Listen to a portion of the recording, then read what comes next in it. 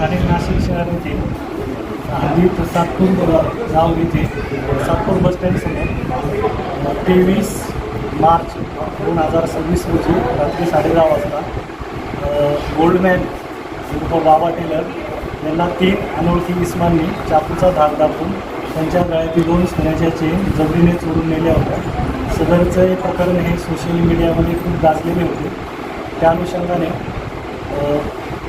Nashik police आयुक्त Shri Sandeep Karnik sir, police आयुक्त गुन्हे श्री किरणकुमार चव्हाण सर, पोलीस उपायुक्त परिमंडळ 2 श्री किशोर काळे सर, सहाय्यक पोलीस आयुक्त अंबर विभाग श्री सचिन बारी सर, पोलीस आयुक्त गुन्हे सहाय्यक पोलीस आयुक्त गुन्हे श्री संदीप मिटके सर यांनी सदरचा गुन्हा उघडकीस आणून गुन्ह्यातील चोरी गेलेला माल हस्तगत करण्यासाठी वारंवार सूचना व मार्गदर्शन केले होते.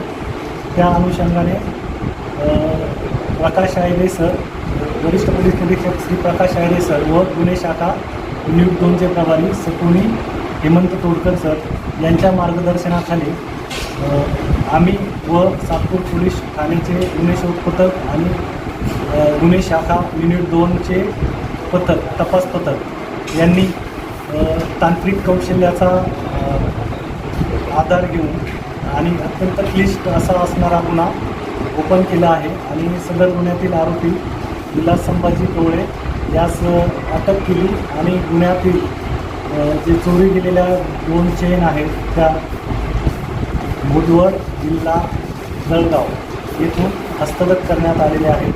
त्यामध्ये एकूण आम्हाला 103 ग्रॅम सोने रिकवर झालेले आहे. आरोपी कोण अटक केला? आरोपी हा युनिट 2च्या पथकाने नाशिक येथून अटक केला.